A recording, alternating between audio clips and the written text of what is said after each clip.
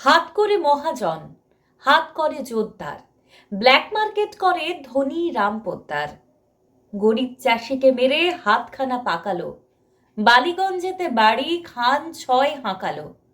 কেউ নেই ত্রিভুবনে, নেই কোনো অভাবও, তবু ছাড়ল না তার লোক মারা স্বভাব। একা থাকে তাই হরি চাকরটা রক্ষী, ত্রিসীমানা মারায় না তাই কাকপক্ষী।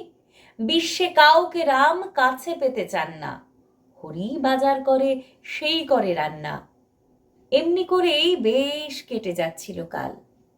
হঠাৎ হিসেবে রাম দেখলেন গোলমাল, বললেন চাকরকে, কিরে বেটা, কি ব্যাপার?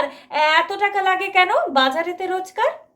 আলু 3 টাকা সের, পটল 15 আনা, ভেবেছিস বাজারের কিছু বুঝি নেই জানা? রোজ রোজ চুরি তোর, হতভাগা বজ্জাত!